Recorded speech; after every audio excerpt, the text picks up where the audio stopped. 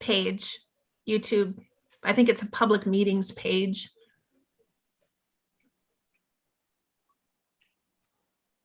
Yes, that's true. Page, YouTube. I think it's a public meetings page. All right, Angela, we are ready to go. All right, thank you. Good evening, everybody. My name is Angelo Arredondo. I live in Ward 2. I use he, him pronouns, and I'm the chair of the Human Rights Commission. As always, we'll do presentations popcorn style. I'll just pass it to somebody and then just keep going.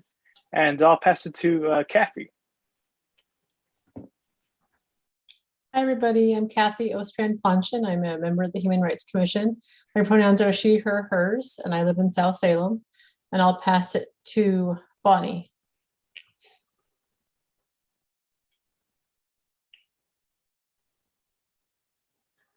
Can you hear me now? Yeah, Yes. we can hear you. Okay, I was muted. I'm Bonnie. I'm a member of the Human Rights Commission and I live in Ward 7. And I'll pass it to, let me see. Is David on? Hi, this is David Reinhold. I'm a resident of Polk County. My pronouns are he and him, and I'll pass it on to Krista. Hi, yeah, this is Krista and Gallagher, and I use she, her pronouns, and I'm vice chair and Ward 4. And I'm going to pass this over to Kelsey. Thanks, Krista. This is Kelsey Murray. I use she, her pronouns, and I am a member of the Human Rights Commission and I live in Ward 4. And I'm going to popcorn it to, let's do Hamadi. Hi, I am Hamadi. Don't really use, I guess, he, him. Not sure which ward, and I am a happy guest. And I will pass it to, yes, Gretchen. Yeah, sure. Hi, everybody. This is Gretchen Bennett, she, her pronouns, and I'm staff to the commission. I work in the mayor and city manager's office, and I will pass to Kathy. I already introduced Oh, myself. How about Lieutenant Aguilar? I'll pass it on for you, Gretchen. thank you. Hi, I'm Debbie Aguilar. I'm a lieutenant with Salem Police. I'm the liaison between the police department and the Human Rights Commission. And I think Lanell is the only one who hasn't introduced herself. So I'll pass it to Lanell. Hi, I'm Lanell. I use she, her pronouns, and I'm a homeless advocate, an interested citizen, and I am the program manager at Safe Sleep United, a women's shelter. And I'm here for public comment and just interest.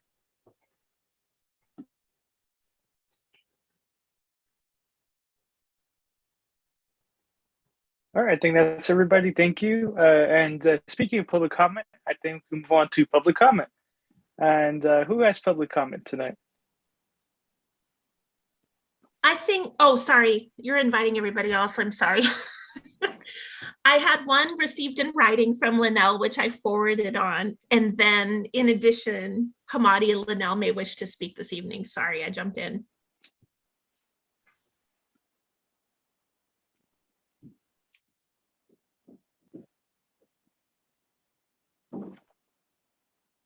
Yeah, if any of our guests want to jump in, you can go ahead and do so at any moment.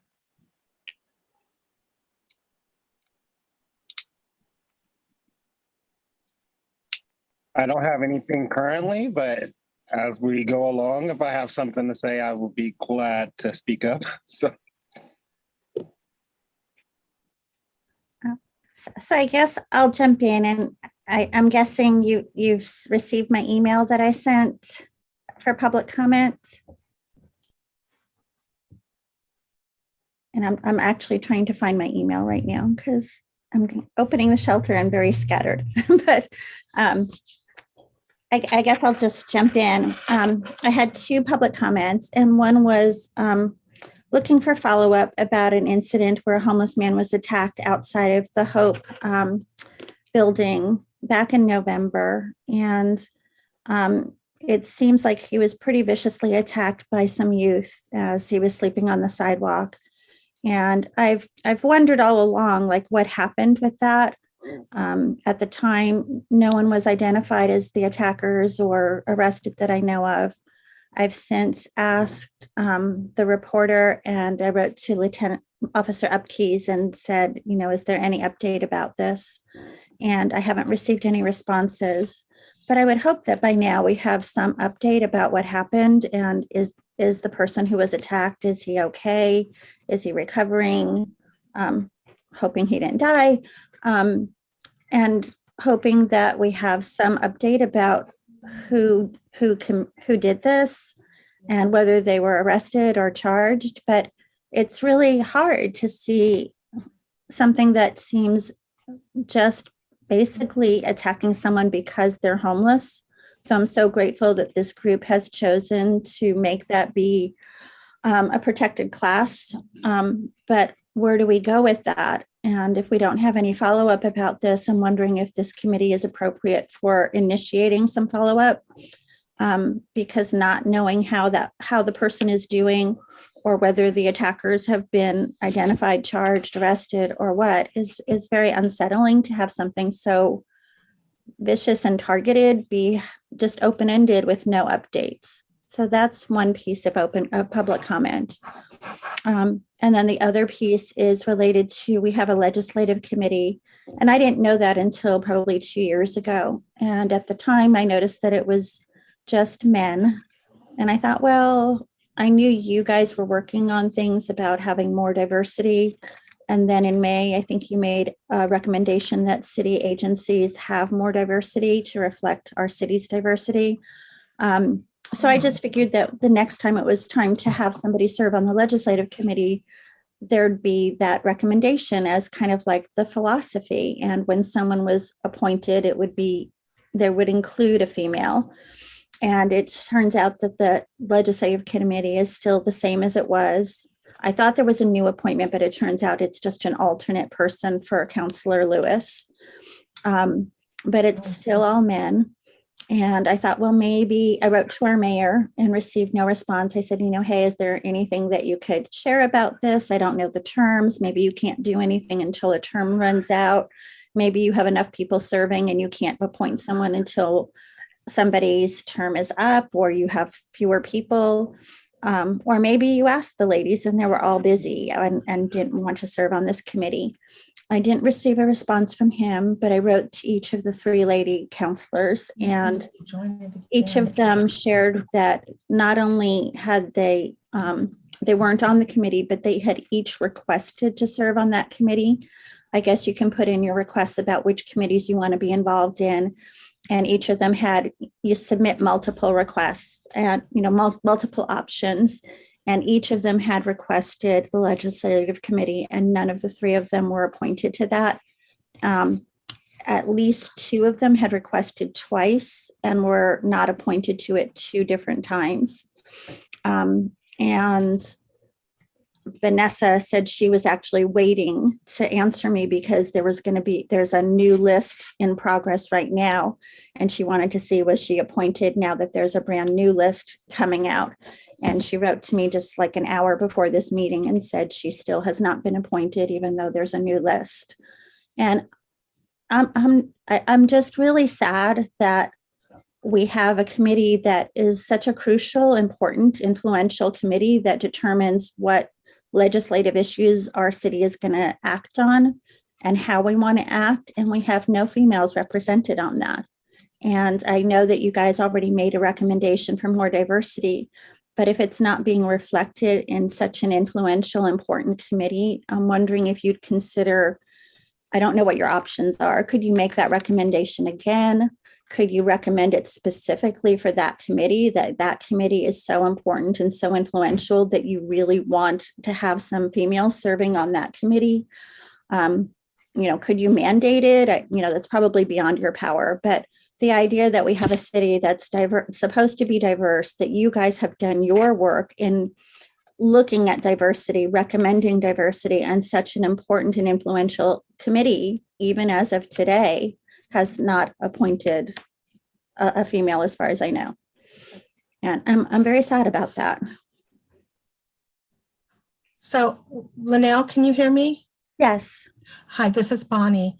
I'm really confused because this is something that I've been concerned about too. I looked at Vanessa's profile on the City of Salem, and it lists a legislative committee for her. I looked about 2 hours ago. So is that not accurate? Do we know? Let me see when I received my email from her, because as far as I know, that's not accurate. And I'm looking, I mean, she wrote to me just a little while ago. So as of 4:13 today, she said, I was waiting to respond because I thought the mayor might change appointments. The final version of appointments still leaves me off legislative, even though I've asked to be on it 3 years in a row. I'm on a call, but you can wander freely or take photos. Thank you. I think it's interesting that it's listed on the on her profile on the city councilors. It's listed as one of her committees.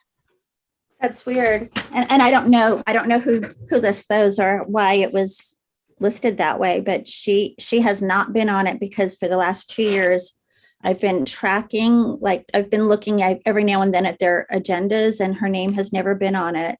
I never looked at her profile. And that's not the first committee that she's asked to be on and has been ignored. And same for it Jackie. seems to be there seems to be a pattern. 3 and didn't get any. I think Virginia had 3 and got 1 that she had requested. And maybe that's common. But the idea that we can have a legislative committee and have some women request this 2 or 3 years in a row and have none of them appointed is very concerning to me. Especially with maybe the you have number to of earn your women. way or something, but after 2 years and still not having any, that just doesn't seem right. Especially with the number of women we now have on city council. Right. Excuse me, this is the interpreter. Could I ask you to identify yourself before you speak each time? Oh, sorry. Yes. No problem. No problem at all. Thanks so much. Hi. Oh, hi, this is Debbie. Gretchen, would you like me to answer Lanell's question now or your request for follow-up? Because I can definitely give that to you. And Angelo, is that okay with you? I'm assuming yes. Angelo? Okay. Yes, it is. Thank you. If follow-up can be, oh, sorry, Angela here. If follow-up can be provided for both questions, that'd be great. Sure, I can definitely provide follow-up to the first question, which is follow-up on that assault that occurred downtown. So yeah, that occurred back in, I think it was October. And that was a difficult investigation because the victim did not know the suspects. However, I do have to give a shout out to our community action unit. There are bicycle officers. They have done a phenomenal job of building relationships with the unsheltered individuals, and they knew the victim. So they took that personal, and they took this investigation on and actually was able to identify all 4 suspects based on some investigative leads that they came up with. There were some youth, some juveniles who were involved, as well as some young adults.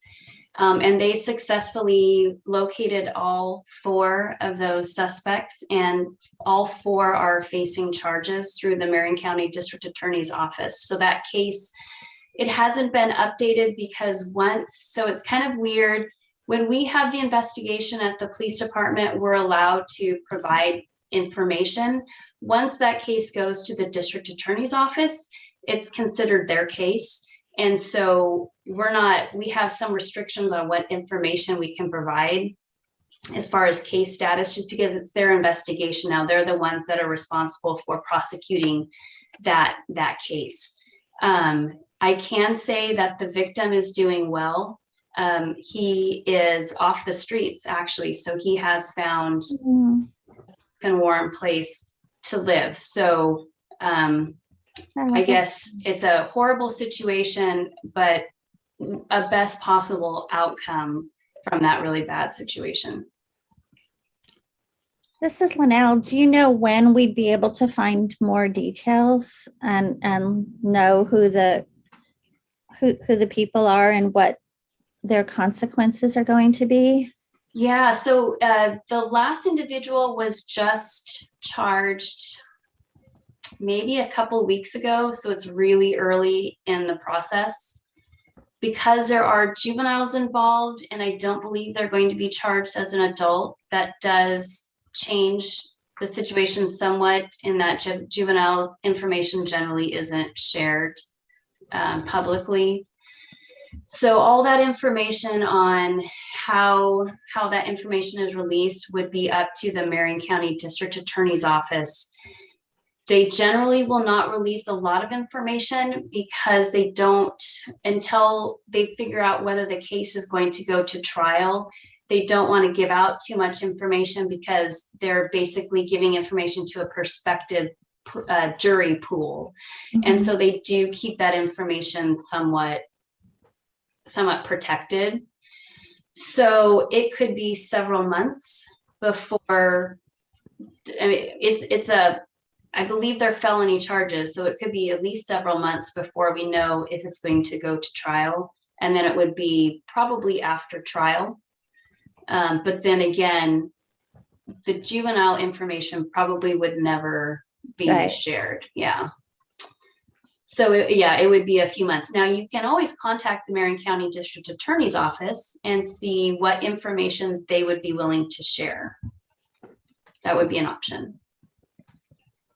This is Lanell, and thank you. And if I was to do that, is there a way to reference the situation or the case that would let them know which one I'm asking about? Yeah, that's a good question.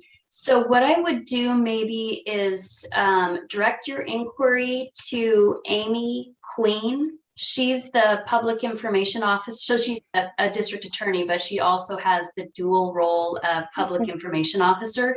And if you just describe the case that you're referencing the individual who was assaulted in front of that location, then she should have be able to. This is Lanell. Thank you so much. You're welcome. This is Gretchen to Angelo's second request regarding the follow-up on the legislative committee. I don't have information as to the reasoning or the why, but I can reaffirm the process that was partially described during the meeting, that there are committees that are opportunities for members of the city council to serve representing the city of Salem, and the legislative committee is one of those. And the mayor is able to make appointments. It works kind of similar to the legislative process, where you'll see the leadership in the legislature hear the interests by the members of the legislative body, but then the leadership will make appointments. And so that's how it works also here at the city. So I can't speak to the whys around the mayor's decision, but that is the process.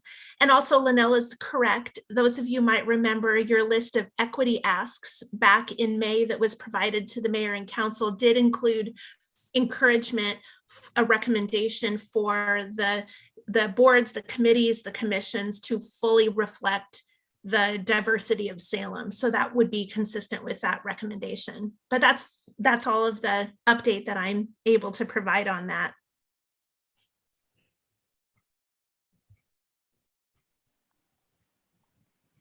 This is Kathy. And I see that we have on our agenda tonight demographic data of boards and commissions. So I don't know if there's more discussion we want to have at that point, but I just noted that on there. So, and thank you, Lanell, for coming and talking to us. I appreciate hearing your feedback and your comments.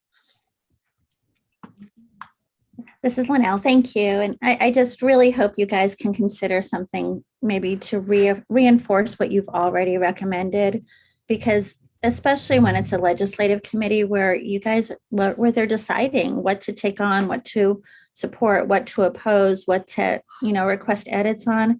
How can we have a committee like that that has no women on it. And for now, I guess 3 years, in spite of your previous recommendation. So it just seems like complete disregard, or I don't know. It's just very upsetting. So thank you for letting me ask you that, and thank you for the work you do.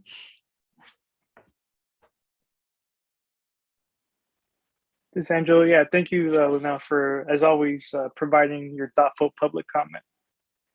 If there's not anything else on public comment, I think we can move on to our consent calendar, which includes the approval of agenda and the approval of the minutes. And whenever everybody's ready, I need a motion and a second to approve those. This is Kelsey, and I move to approve the minutes from last meeting and the agenda from this meeting. Okay, can I get a second? This is Kathy. I'll second. Okay, thank you, Kathy. All those in favor? Okay, any opposed? I don't think so. Thank you. Those motion passes. Okay, we can move on to our action and our discussion items, and we can start with our bias crime update. Lieutenant Aguilar. Yes, thank you. So we had, oh yes, Debbie, this is Debbie.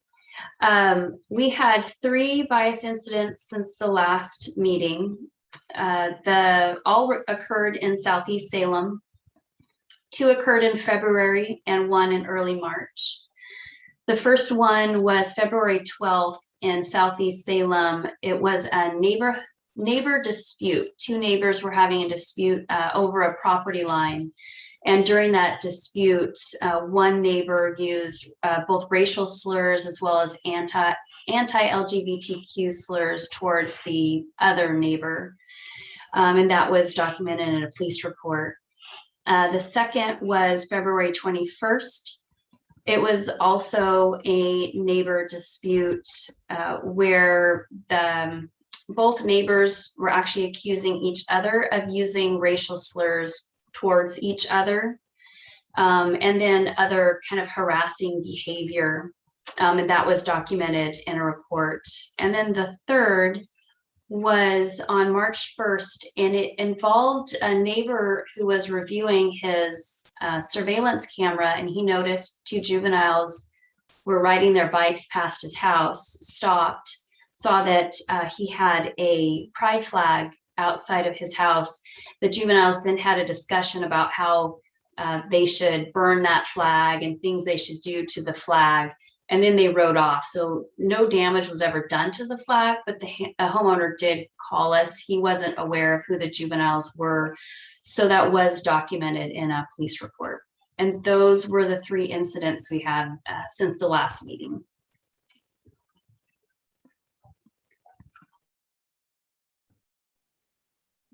Andrew here. Thank you, Lieutenant. Any questions regarding the bias crime? All right, hearing none. Gretchen, complaints/concerns of discrimination. You bet. This is Gretchen. I don't have any new complaints that I've received during the report period, but I did anticipate you'd be interested in an update on the situation. We had a person come and speak with us at the last meeting, and I wanted to let you know that the folks at the Department of Justice assisted her through a complaint process with the Bureau of Labor and Industries regarding her complaint. We were able to kind of do a soft handoff to those folks, and so we hope that that's going to be satisfactory for her. I did think later that I don't believe there were witnesses that are known, and so that might be a challenge. And I already had verified that there wasn't video surveillance, at least from the partnering organization. There might have been from the primary organization. So I'm not sure if they'll have enough to substantiate the concerns, but I do know that she's being assisted through the process with the Bureau of Labor and Industries. But that's all I have for today.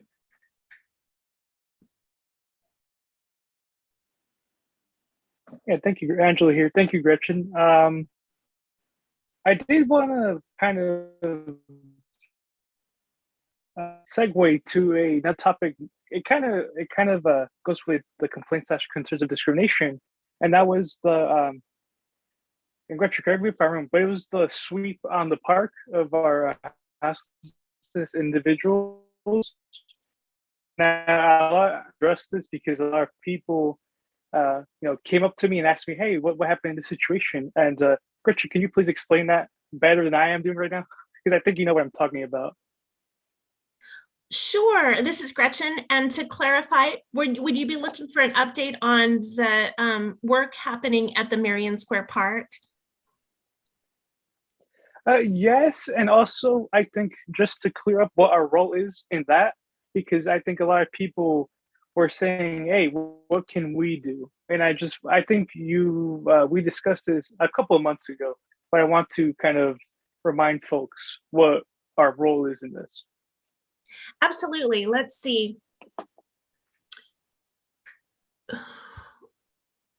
One of the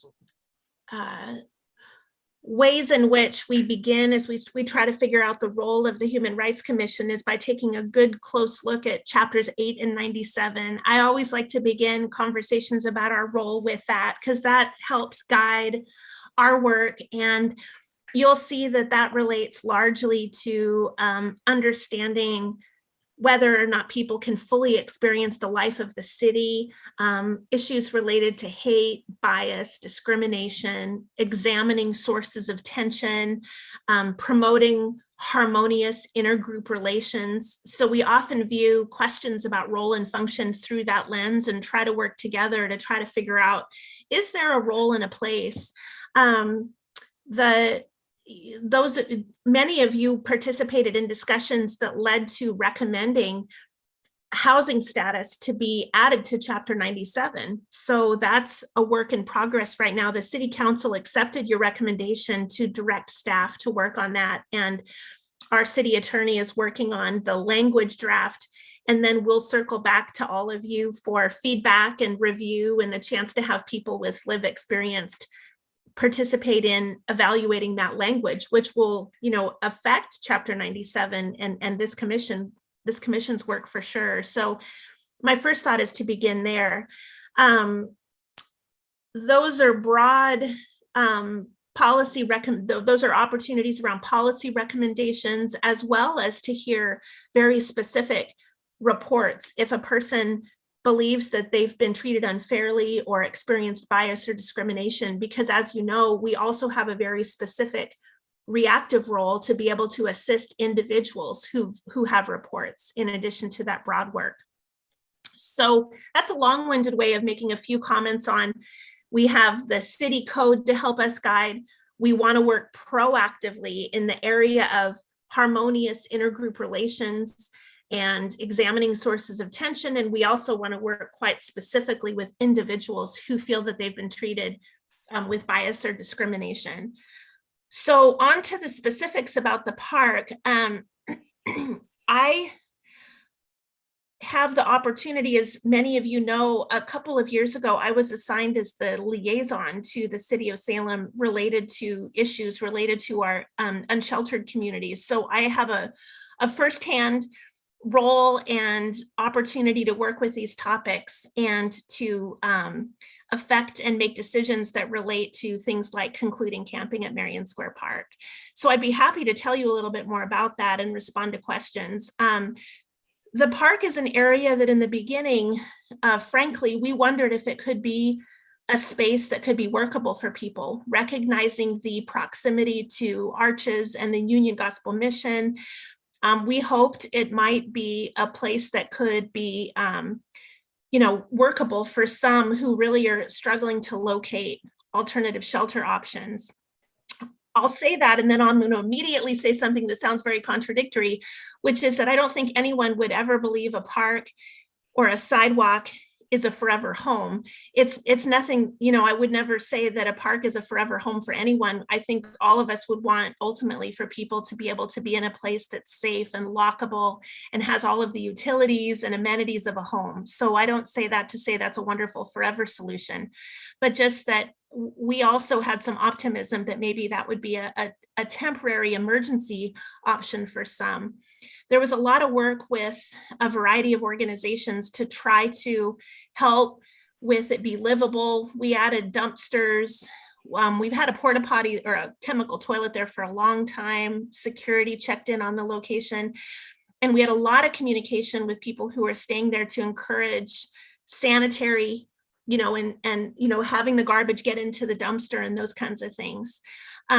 What I've observed is that what we experience at other locations also occurred at this location, which is it seems that time and size starts to matter negatively. So what we found over time is that more and more people arrived, more and more people created more of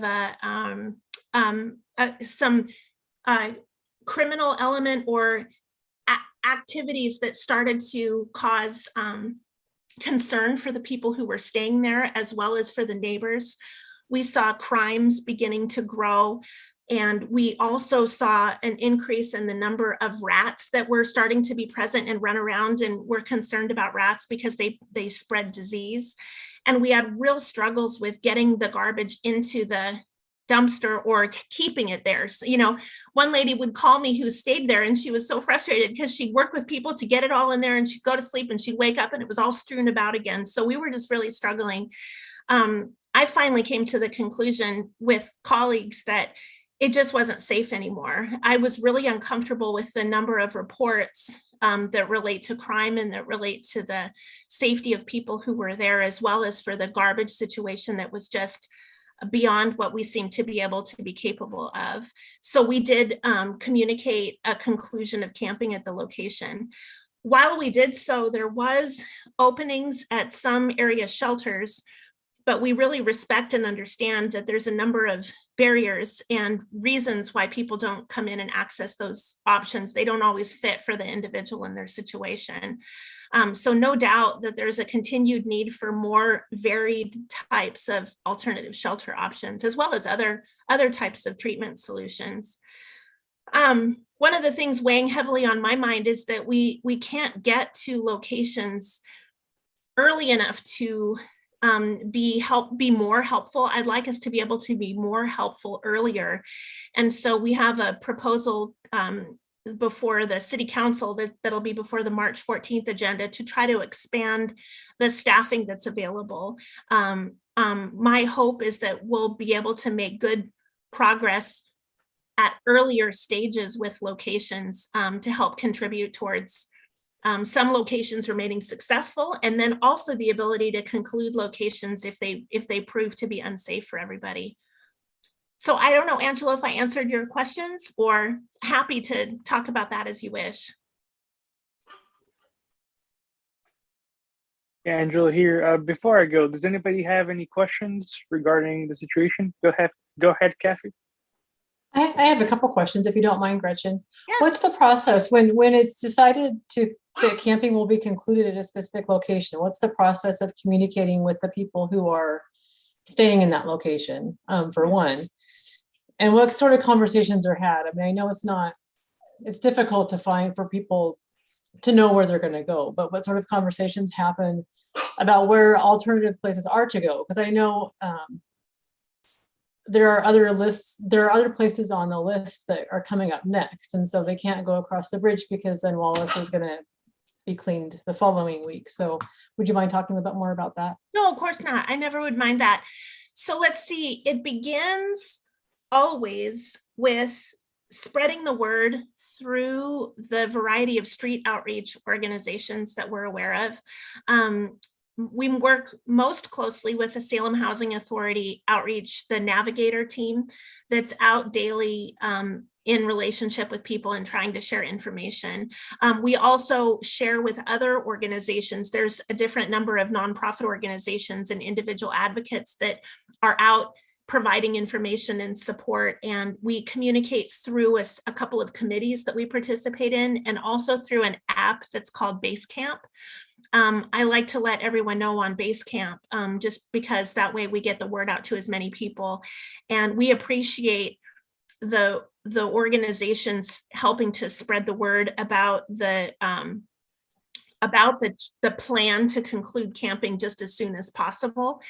Sometimes I'm also in direct contact with people. In this case, I had a few people that I was just in touch with just by virtue of introductions and conversations. And so I also share information.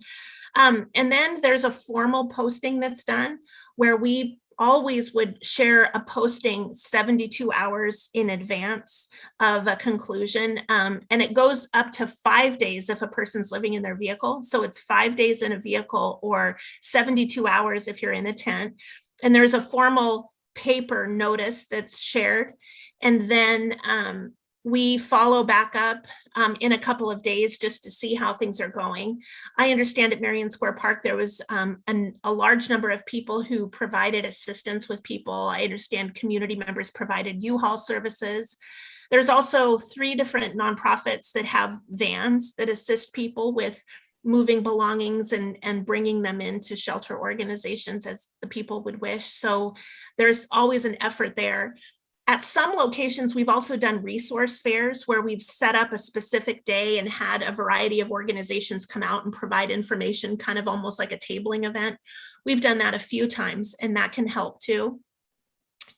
And then we just come back and we work on cleaning. It is always our intent just to communicate in as de-escalated a way possible about the need to not be at this location anymore. That's just what we're trying to do when we conclude at camp. So we always try to be as trauma informed and de-escalated as possible in communicating. But I know it's traumatic. It's really hard to pick up and move when you've got everything there. And so I don't know if that helps Kathy answer the questions. Thank you. We always are making sure we're aware of the resources that are available, what housing might have, what the shelters might have. And so we're always quick to explain where the openings are. But we can't ever, at least the city can't advise around, other not legal locations. That's just one of our boundaries. But, I know others kind of spread the word about locations that might work for people. Thank you. That helps. Yeah, of course. I don't know if as a guest it's appropriate to talk, and I totally am fine if it's not. Go ahead, Who Lanell. is this? Oh. So my name's Lanell, and I just want to reiterate, Gretchen has developed so many connections with nonprofits, with advocates, with outreach groups.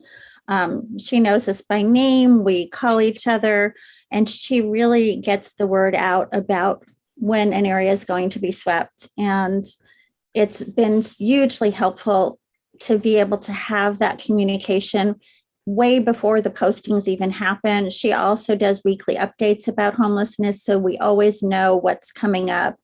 If she even gets word that something's coming up and it's in between updates, she lets us know so we can go out and talk to people. I have no idea if your committee would have a role, because the part that falls apart is not the communication. It's that there's nowhere for people to go. And Gretchen's accurate that some shelters have openings, but every shelter has a standard of you have to be able to take care of yourself.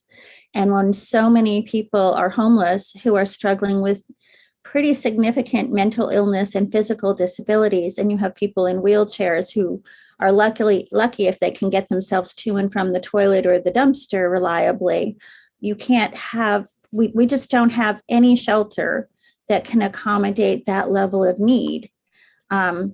So I do think it ends up being an inhumane and humanitarian crisis, not by anyone's ill intent, but just that we have so many people that have nowhere to go. And even the places that might have a bed opening here and there, it's like we say we have a resource fair, and yeah, we do, but the resource fair gives you some water, something to drink, and a list of places you can go in the daytime. There's no housing and there's no shelters that can accommodate the number of people that end up repeatedly displaced. And yet we keep wanting people to go somewhere. And, I understand the lack of safety, but what some women have shared with me in particular is that, we might have some violence at Marion Square Park, we might have violence elsewhere, but when you scatter the people, at least at Marion Square Park or an established camp, you have some people who are going to commit violence, but you also have people who are living there who are watching out for you. When you scatter people, you still have the people who are going to commit violence, but now you don't have the extra eyes and ears to watch out for you. So are you going to live with some trash and some rats? And yes, that's not hygienic and that's not safe and that's not humane, but it becomes more inhumane and more unsafe and more violent to scatter people where they can't have, access to toilets or a dumpster, and they are still are going to be around the people who might do violence, but now they don't have the extra eyes and ears to watch out for them. So I have no idea if that's part of this committee's role about what can we do about the inhumanity of this, but it's not lack of communication. It's not lack of outreach. It's not lack of care and compassion, even by people of the city that some people are going to talk negatively about. It's the compassion and the desire to fix this is real, and the communication is excellent, and the postings do happen. These things don't happen as a surprise, but the inhumanity is also real. And the fact that, it's relative, is it unsafe for me to live in dirt and rats? Absolutely. But I'm going to be living in dirt and rats and no access to toilets and no access to dumpsters anyway. And now the people have been scattered, and the people who are going to do violence have no extra eyes and ears. I don't have someone watching over me. So it does create a worse situation for people, and the resource fairs can't fix that. And, the shelters don't have the capacity for people with significant disabilities or mental illness. So there's nowhere for those people to go. And yet we keep kicking the can. So that's extremely upsetting, but it's not for lack of communication and trying to help something be better, but it's actually making things worse for people who have no other options. Thank you. Thank you. And I don't know what, as the Human Rights Commission, what our role is specifically to the issue of where people can go. But one of the projects we have on the awareness task force is to work with do some community outreach about the problem and the needs that are there. And so I think hearing from you is very, very helpful. And the more we can know about what's going on in the community, the better. So thank you so much.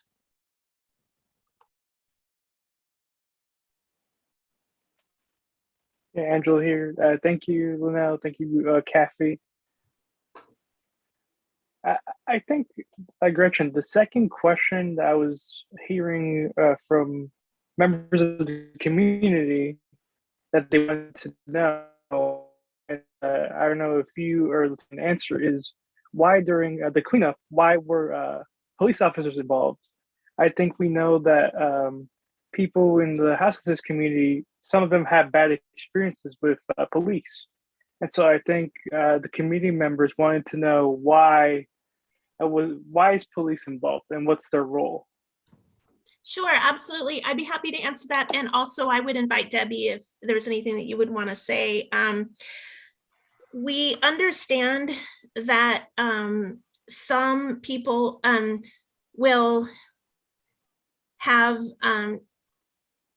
strong reactions and challenges with moving and can escalate. And we want to be sure that all persons have access to safety.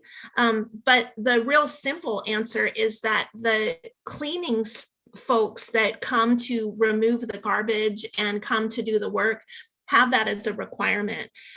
They're not comfortable coming along and doing the cleaning services without having someone present that can just be available in case issues arise. I would add one more thing, which is that they're often also incredibly knowledgeable in being able to have calm conversations and make service referrals. I've had a number of police at these locations who've called to tell me about a person with a particular need or directly to make a connection to a service provider and solve an issue. They're also just incredibly knowledgeable. But Debbie, I don't know if there's anything you'd want to add to that. I don't mean to speak for you. No, I think you covered it really well. And I think the high point is that we are there as a requirement, and we're there just because emotions do get very high during some of those events. But also what Gretchen just pointed out, I think is completely accurate in that especially our downtown officers, so the ones on the bikes, they have relationships with a lot of those individuals, and we understand there's a lot of trauma involved with these these movements. So they're definitely not there to try to increase that trauma, but they know those individuals. And so like Gretchen pointed out, a lot of times they can, and they have relationships with the service providers too. So there's a lot of times where they can go to service providers and say, hey, we know this individual is here. We know this individual is having a hard time. Can you go do, whatever is needed? So they aren't there.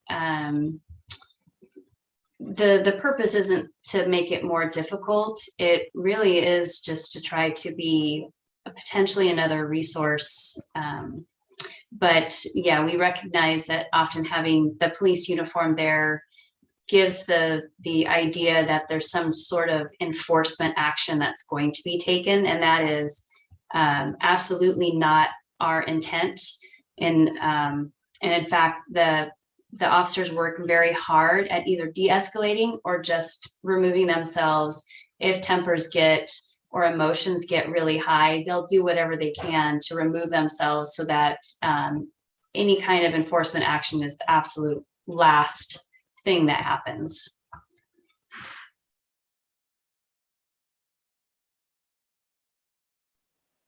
Angela here. Thank you, Lieutenant. Thank you, Gretchen. That answers my question.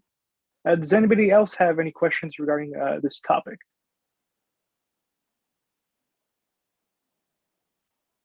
All right, hearing none, I think we can move on to our demographic data of boards and commissions, our further recommendations, and our discussion.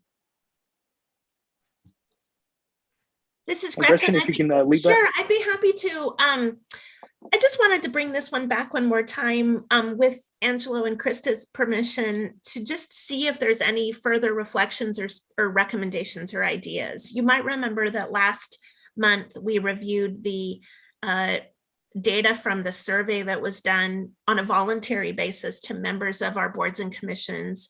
And we discovered some big problems with diversity and lack of representation. I wanted to just give the group one more chance in case there were particular suggestions. I say one more chance, and of course, on an ongoing basis, if anyone has suggestions, we will always take those. But I just thought it might be good to spend a few more minutes brainstorming if there's particular recommendations. For example, I found myself thinking of some of the resources that are being collected by the LGBTQIA+ Intersectional Rights Task Force around having accessible spaces. And I found myself thinking about some of those tools could potentially be resources to the boards and commissions and committees who are building accessible tables to make sure that the tables, once we welcome an applicant, do the tables themselves express a space where a person would feel included. So I thought it might just be good to bring it back for one more brainstorm. So this is just meant to be an open discussion in case there's particular suggestions that people have to help either on the recruitment or the retention end of having a more diverse set of committees, boards, and commissions.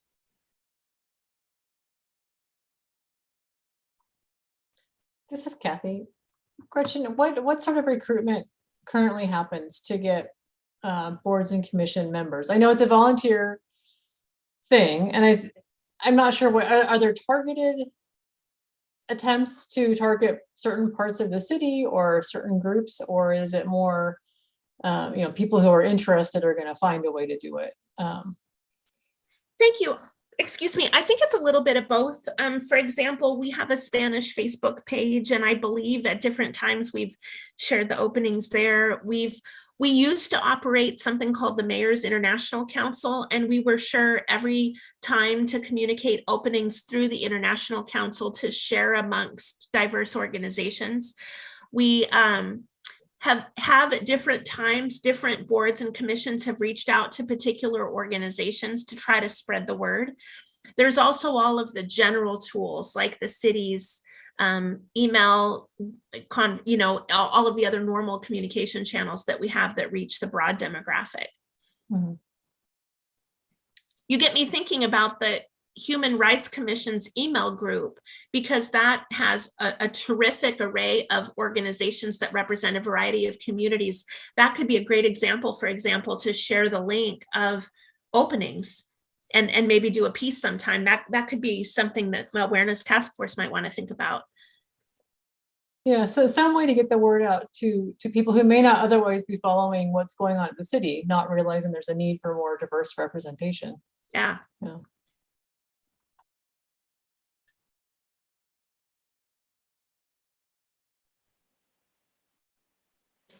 I have a question if you guys don't mind. This is Hamadi. Yeah, go ahead. Would it be advantageous to have one point of contact, or the best that you could? I understand that there's multiple groups and multiple boards, and each one has its own functions and everything, but would it be advantageous to have like a specific point of contact that someone can go to and say, hey, I'm interested in this, and then they can direct them? Because I do find as well that I kind of stumbled upon you guys by accident. It's actually a recommendation from a friend of mine that got me here. So, just having that one point of contact might be advantageous. This is Gretchen. Hamadi, that's a great idea. I would say maybe we have that through the mayor's office, because we coordinate the boards and commissions appointments through the mayor's office. And so Linda Rose and myself are the employee liaisons to the boards and commissions appointments committee process. And so we've got information centralized on the webpage and then have our point of contact. At one point, we also made little business cards that are easy handouts that we've tried to hand out throughout the community that feed into our number too. But Linda Rose and myself are perhaps that centralized point of contact. And Okay, the guy who knows you reached out to me. So I was like, oh, yes, here's what we've got. But go ahead, I'm sorry. No, I was just saying thank you. That's good to know.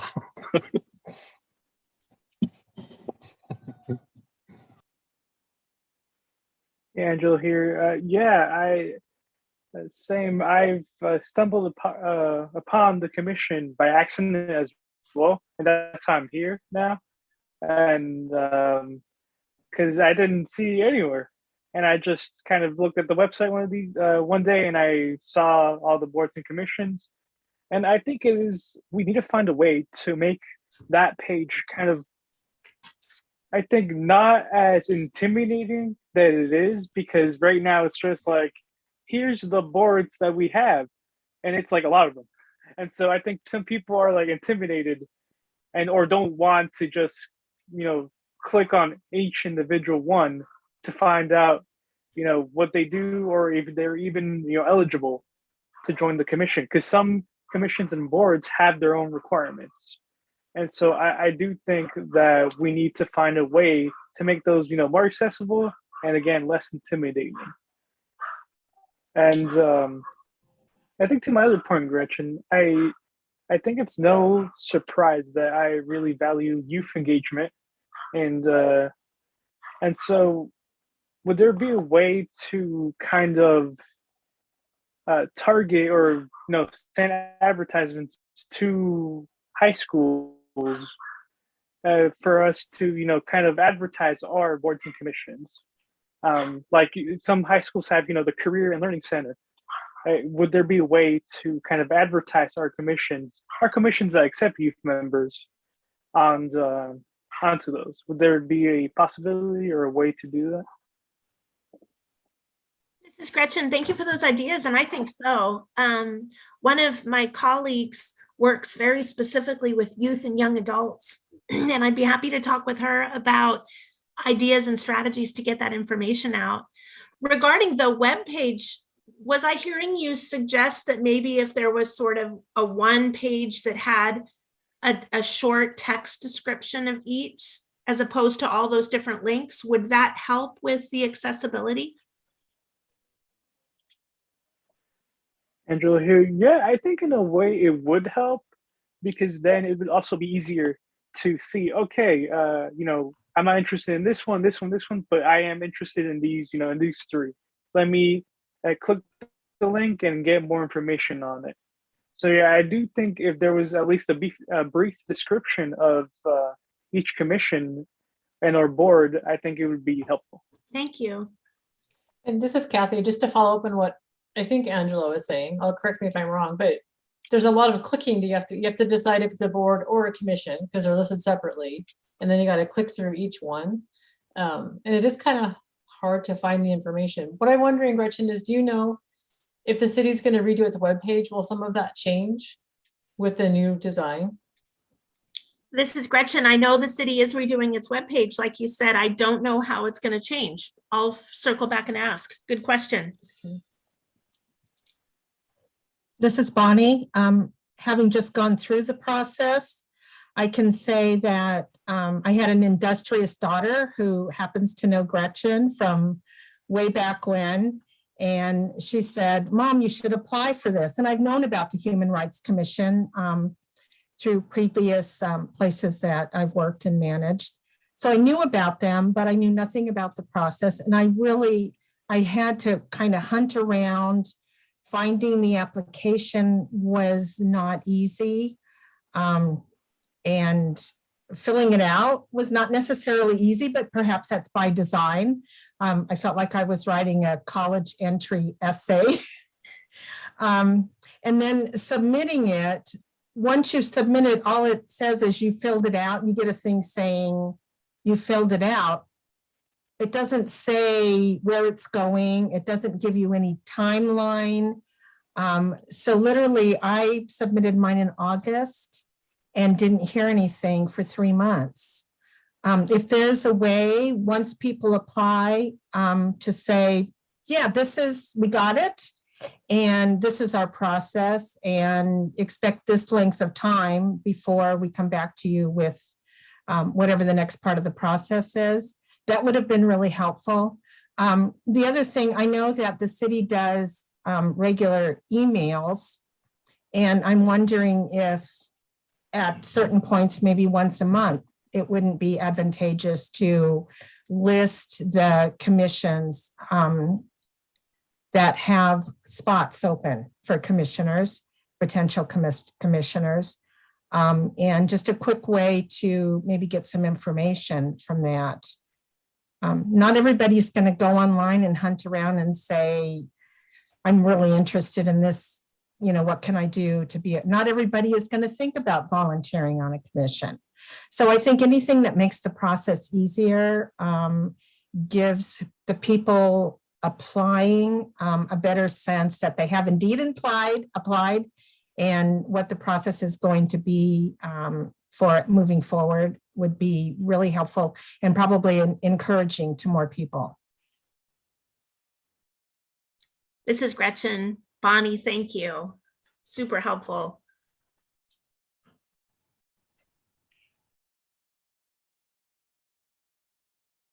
This is Kathy. I just had one more question also, going back to what Lanell was talking about at the beginning of the meeting. Our recommendation, and I know the survey results are only about boards and commissions. They weren't talking about specifically council committees. Is that something that would be within our scope, or I don't know what, I'm not even sure where to find that information about what committees there are on the council and how the process works there. But yes, yeah, I didn't want to cut you off. yeah, I was go ahead. There is a list, I believe, of the different committees that council members serve on. I don't know how comprehensive it is, but there's a listing, of different groups and committees that mayor or members of council serve on. They all vary. And I believe the overall concept was covered in the recommendation last year when the group was invited to talk about how to strengthen or improve diversity in Salem. And you said your committees need to be more diverse. That certainly would apply to that for sure. So I don't, you could certainly repeat the inquiry or make inquiry about a particular group or committee as a follow-up. That could be something. That particular ask happened and you responded. So I don't know. I don't know. Yeah.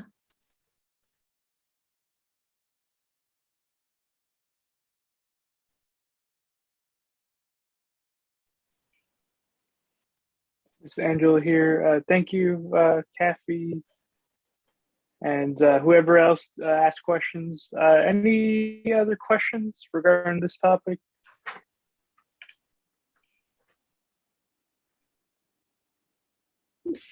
Is it okay to ask again?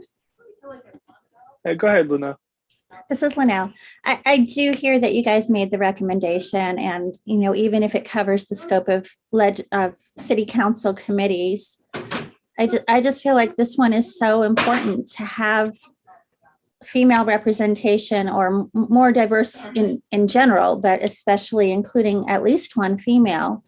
And if that hasn't happened when you've already made the recommendation and appointments have happened since then, it just, to me, I'm not even a big feminist kind of person, but just the concept that we have no females represented on that committee, I would wish that you would make another recommendation or request or whatever the appropriate name is to be able to have any mayor, whether it's the current mayor or future mayor, really look at why is this all men and how did that even happen? And when is our first opportunity to change that? Whether that's asking, to have to add a person. I don't know. I couldn't find anywhere that says how many people can be on that committee or what their terms are once they're appointed. So I can't even find any way to see when is the next opportunity. Or could they add a person so that you get more diversity? But I would wish that if you guys have the capacity to make a stronger recommendation or something specific to that committee, because it's such an influential committee and we've got no women serving, and they've had your input about diversity and they've had the chance to change that, and they haven't. And we have more than one female city councilor who's applied multiple times and has not gotten their request. And I could see, maybe you don't get everything you want on your first try, but on your second or third, I would hope you would be viewed as having enough experience or needing the experience. So you're going to put someone in there to gain that experience and learn as they go, even if you originally might think, well, they don't have enough experience yet. Just trying to think, what could the barriers have been? And I don't know. But why would we not try to have that happen? And one person even said, maybe a male would step down so a female could serve, but she doesn't know of anybody having that intent to do so. So I just feel like it's so important. I wish you guys have some way of asking again or recommending again or asking that specific committee to reflect more diversity, even if it's by adding a person. But thank you.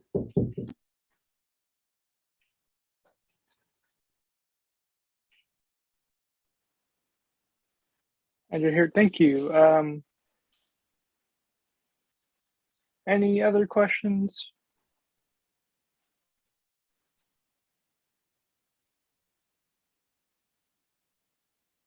Okay, I think we can move on from this topic right now. And again, in the future, if we want to discuss this again, if we want to do more updates, we'll be sure to bring it back. Okay, how we can do our task force and project updates. And first off is awareness, and that is Kathy. I guess that's me, huh? Yeah, so we met and we primarily talked about the upcoming discrimination survey. We're going to meet with the professor from Western Oregon University. I think it's next week, on March 17th, to talk more about what that's going to look like and what to expect before the students start with their work. We talked a little bit about how the Human Rights Commission can make use of the city's social media and media outlets. We have a communication plan and we have things that we want to get out there, particularly about the unsheltered community. We have an education, we've been talking about doing a community education campaign. And so we want to know what the options are. It sounds like there are some more opportunities available to us, so we need to explore those further. We're thinking about what the community education campaign might look like about the unsheltered, but some of that also is going to wait and see what happens with the Chapter 97 revisions. And then as far as our monthly communication plan, March 31st is Transgender Day of Visibility. And I believe Commissioner Tricarico is going to write something up to put out on that day. And then we also talked about there's an opportunity for commissioners to table an event. It's the Radical Free Market that's going to be on March 20th. I'm going to be out of town that week, so I won't be able to do it. But if anyone's interested in getting out to the community and sharing some resources and information, that is an opportunity. I believe Gretchen put out an email about that not too long ago. That's what I can remember. David, I think maybe you're the only other one who was there. Do you, or Gretchen, if either of you have anything to add? This is David. Kathy, I think you covered everything. I Okay. can't remember anything that you missed. Okay, thank you, David. This is Gretchen. I would just say that so far for that tabling opportunity, we have one person signed up who I believe would love more. And so if folks are interested, again, that's, I believe, Saturday. It's coming up. I think it's a Sunday, actually. Hey, March 20. okay. I have the 20th written down, which is a Sunday. Oh, good. Thank you. Very good. So let us know. We'll have to make a decision next week. And so need to see if there's more people who are interested in participating.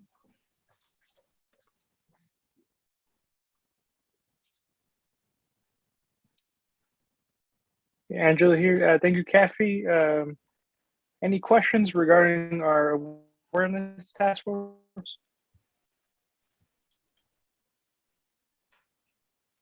Okay, hearing none, I think we can move on to our equity ask report. Gretchen. Yes. Let's see, I brought 3 updates today. The first one is just to make sure you saw the link. We prepared a report related to diversity, equity, and inclusion more comprehensively to City Council at their February 14th meeting agenda. So I sent that link out. Also wanted you to know that there's some training work underway happening that relates back into the training activities across city departments. There's some strategic diversity, equity, and inclusion workshops that are planned for next week that's going to involve staff. And then the last thing I wanted to share is one thing that's going to be coming out either tomorrow or Friday is a more comprehensive analysis that relates to mobile crisis response. One of the items on the equity asks related to a mobile crisis response, and the analogy was made to the CAHOOTS model down in Eugene. And so a more complete report has been prepared. Councilor Vanessa Nordite motioned, and the council agreed with her motion to have a more comprehensive report come that goes into deep analysis about that subject area. So that's going to be published. And when I see that finalized and out, I'll be sure to share that with all of you. So those are the updates I brought today, and happy to answer any questions that there may be. Hi, Gretchen, this is Bonnie. I noticed in our email exchange today, you referenced flight teams. Can you talk a little bit about that and the differentiation between a CAHOOTS-like model, which I'm not sure how it would work in Salem, whether it would have affiliation or a relationship with the police, and how the psychiatric crisis center flight teams would work. Maybe you could talk about that a little bit. Bonnie, I would be happy to. And I, of course, need to caveat it that I'm not the #1 primary source, because the flight teams concept is emerging out of the Marion County Health and Human Services team. And so they're our very best resource. But I had the opportunity to meet with them this week and again earlier in the month, and understand that Health and Human Services, specifically through their Psychiatric Crisis Center, it's commonly referred to as PCC, is working on the hiring and the process, and they hope to be operational in July to have what they call flight teams, which would base people who have different levels of mental health credential out of the Psychiatric Crisis Center, but be available for dispatch out into our streets and communities. So unlike one difference, to get to your question about how do you compare and contrast that to a Cahoots type model, is that they wouldn't solely be in a van driving around, but they would have transportation, be based out of the center, and then when they're called, could leave the center and go to where they're needed out in the field and provide support to people who may need that in the field, whether that's de-escalation or what have you. And their team would be not including law enforcement officers. So you would be seeing health-based, behavioral health-based staff dispatched only to those locations. I'll make a quick note, and Debbie may want to add something, that Marion County does have something already called the Mobile Crisis Team, which pairs behavioral health staff with law enforcement officers. There's times when that's indicated, and then they'll go out as a unit. And this is different from that. This is a new service that they're preparing to launch, which would be behavioral health staff only, if that makes sense. One of the challenges that we have in Salem is we lack destinations for people. It's been observed that one of the things that would be incredibly helpful is a place to be able to take people who are struggling, who are outside. It would be one task to be able to de-escalate and provide support out at the location. But in some cases, it's indicated to have a location to bring a person, like a location to be able to sober up, or a location for shelter, overnight shelter, or a location for a longer stay at an inpatient behavioral health service. And the length of time for those locations are so limited in the Salem area. So that's something that's a challenge that we get into when we talk about mobile crisis response. But I hope that helps. Bonnie, did I answer your question? No, it does. Absolutely. Thank you. Yeah. Gretchen, this is the interpreter speaking. Would you mind, is that word flight as in fly, flight? Yes, like think of the ducks flying, flight. And that means they're going to be able to, they're going to leave the center and they're going to go physically to where they're needed. If I'm having a crisis in a park, they'll come to the park, for example.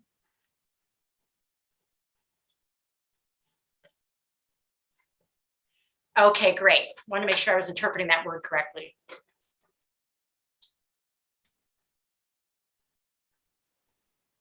Yeah, Angela here. Yeah, Gretchen, I think I had a question about our training. I believe we decided that we want to do trainings for the commission. Is there any updates on that? No, sir, not yet. I got busy and didn't get a chance to make progress on that, but it's on my list for sure. Angela here. Thank you, Gretchen. Any questions? Any more questions regarding the Equity Ask report? All right. No, if I hear no questions, I think we can move on to our LGBTQIA+ intersectional rights task force. And Tricerca isn't here, so Gretchen, do you want to take over, or does somebody else want to take over that? I can do a quick update, Angela, if you'd like. Okay, yeah, go ahead. So what I remember from the meeting is we talked primarily about the Safe Spaces program, and we had a few guests join us, which was wonderful to get some new perspectives. And I don't know, Kelsey, if you feel, I feel like we kind of added up, we had a lot to discuss, and we came out of the meeting with even more to do than we thought we had before. More outreach, more ideas about marketing and how to implement it. What I remember, and what I wrote down, we talked about the role of the city, and particularly the police department, in the Safe Spaces program, and how do we get them involved and to implement it and be an active participant in that. And then Gretchen mentioned a similar program at Chemeketa that we looked at, talked about some of the requirements for participation in that program. Yeah, I think our next meeting is going to be a lot of discussion about some of the ideas we had. Kelsey, do you have anything to add? No, this is Kelsey. No, I think you did a great job. I think one thing we discussed was what are the action steps to, if a business or location was found to be not upholding the Safe Spaces agreement. But yeah, it was a very productive meeting and really looking forward to what we do next. This is Gretchen. I just might add the full circle related to the police department in case Debbie's curious. I think when the task force first began, the very beginning of the idea, Deb brought forward the Safe Spaces program that's in Seattle and brought that as a proposal and proposed being a key part of implementing that. And then the task force had ideas about a comprehensive approach that would be different from the Seattle approach, different than the bias crime particular focus, and so has been working towards their vision, and then began to say, oh, we got to get police involved. So it's kind of come full circle again. And so of course, I'm sure Deb will be interested to hear how as the program develops. Yes, absolutely. And if you need me to attend a meeting and we can talk about how we can be a partner in that. I'm sorry, this is Debbie. I'm sorry, I always forget that.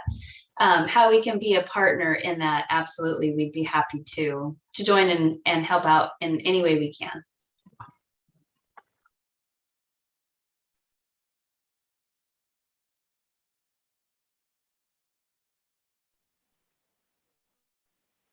Yeah, Angela here. Thanks, everybody. I know the other thing about the Safe Spaces project was the decal.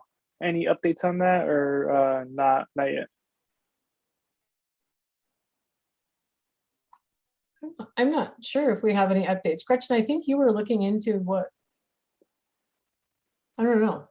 Do you have an update on that? I don't think we've made any progress. We're still talking about it.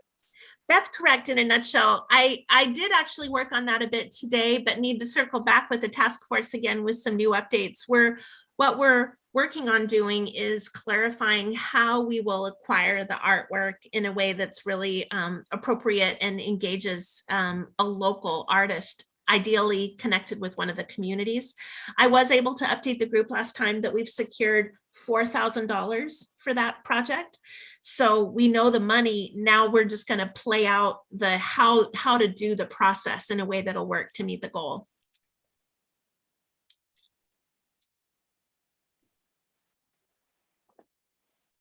Angela here. Thanks, Gretchen. And I think my other question with that is, I think you said we acquired the $4,000, or we already had it. And I know we want to do a different decal each year.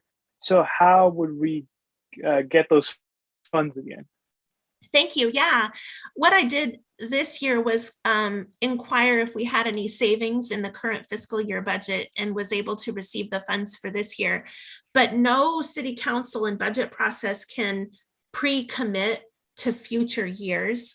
So it would be a part of the annual process around the budget time to be inquiring and confirming whether funds can be available. Angela here. And yeah, as a commission, can we request some money allocated for that, or do we not have that power to request? How does that work? Oh, thank you. That's a really good question. Ultimately, really anyone can bring forward an idea or a request, anyone in the city, because we have a very open, transparent budget process. The budget committee begins to meet every year and holds meetings, and people are able to make suggestions and recommendations. Just by virtue of being your staff person, I brought back the request in through the budget process to just inquire if we had savings that could be appropriate to use. So was able to do that, and I can do that again in future years and try to assist as the employee with bringing the request forward. But anyone at any time really can put forward ideas. Here's where I'll also couple it with the big picture around city finances is concerning. After this next year, you'll see a significant trend towards having much more expense than revenue. And so after one more year, it no longer balances. And so it'll be important to either address cuts and determine what's no longer a priority, or to identify additional revenue sources. So after about a year, that That's going to be the picture. Yeah, Angela here. Yeah, I think that's an important aspect of this because we want to do a new decal each year, but if the funds are not, they're not secured, what are we going to do in that case? So I do think that's something important to talk about as well. Thank you. I think those of us who participate in the committee will bring that question back. And yeah, that's a good point. Yeah, I think Angela here. I think my final question right now is, I know we had the timeline for this year, but it looks like we still have a lot of work to do. Do we still have this year as a release, or do you think we have to push it back, or is it too early to tell? This is Gretchen. Would any of the task force members like to hasten a view? The group didn't specifically talk about that, Angela, so I think you'll be getting folks' individuals' views on that. I'm not, this is Kathy. We didn't talk about that. I'm not sure that we necessarily need to push out the timeline, but I'm sure that will be a topic of discussion at the next task force meeting. But again, that's just as Gretchen said, that's my view. I don't know what we're gonna end up with. Yeah, this is Kelsey. I fully believe that it will be out this year, but I just want to make sure that when it's released, that it's done right and well and in an inclusive manner. So if we need to take longer than the estimated time, I think it's important to take that. But I think we're doing good work. There's a big chunk of the work done. And I know we each have a little assignments to get done. But I think we'll be able to roll it out well this year. All right, Angela here. Yeah, thank you, Kelsey and Kathy. Any other questions?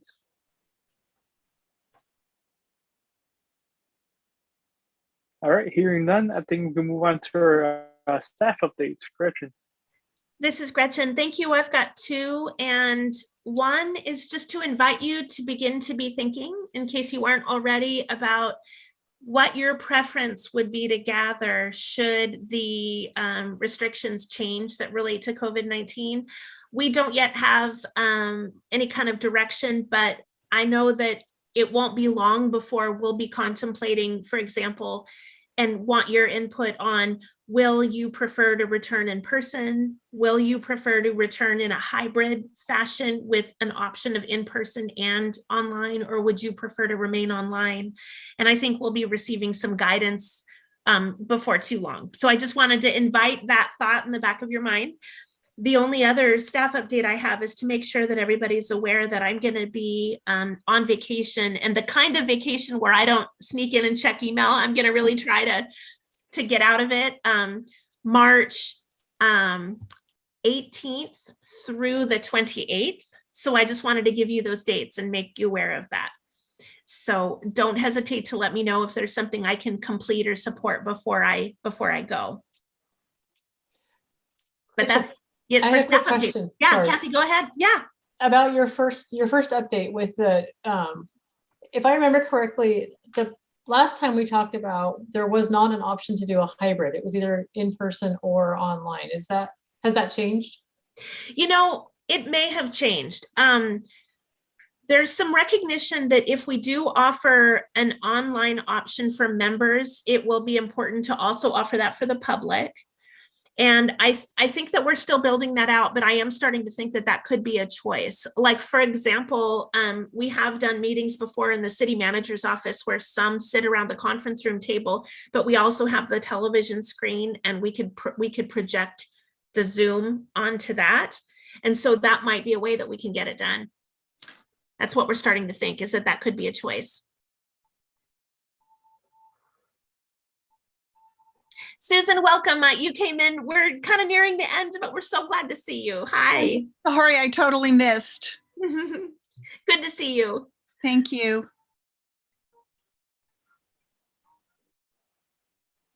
Yeah, Angela here. Gretchen. So are we going to just get further So is council just gonna make a decision on that in the future, or and we're just gonna wait on that? I'm anticipating some guidance. I don't think it'll be a city council level decision. It'll be more at the administrative level, but we're anticipating some guidance. We've got people doing some research to see what the choices can be for our boards and commissions, and I'm anticipating some information soon. But just wanted to invite you to start thinking about it, because I think that a choice could become in the future. So just wanted to acknowledge that. For right now, at least for right now, we're still remote, but I think that could change. Yeah, Angela here. Yeah, I think, yeah, we do have to think about that, because obviously having the choice of hybrid is my number one, just personal choice. But I also kind of have my concerns about the hybrid model, and where we might have one member in person and then the rest of us online. And so, like, at that point, it's like we should just do Zoom then. And so I kind of want more guidance in that, but preference would still be on Zoom, and then hybrid, and then if in person, well, we got to do it in person. But I think my other question was that if it's decided that we have to do it in person, is that going to be like a requirement? Like, you have to do this. Would that be a requirement? Don't know. Good question. Yeah, I'm not sure what's going to come out for us. That's just what I'm hoping though for, is you start to be thinking about how do you feel, and what are you wondering? But I'm grateful to hear these questions. I'll be listening for them and ask if I don't see it in the initial guidance. And you're here. Yeah, thanks, Gretchen. How about the community calendar? I attached one with your email, and the only thing I would do is just reiterate that one opportunity for tabling. We've got just one person signed up so far, and so if anyone else is interested, please do let me know. I'll need to pin that down early next week, speaking of me being gone.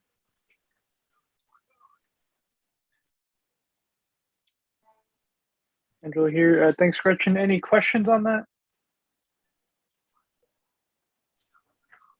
All right, hearing none, I think I can move on to our final item, which is member remarks and our announcements.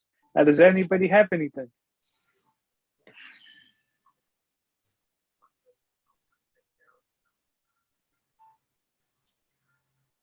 All right, hearing none, I think just everybody stay safe, have a good evening, and this meeting is adjourned.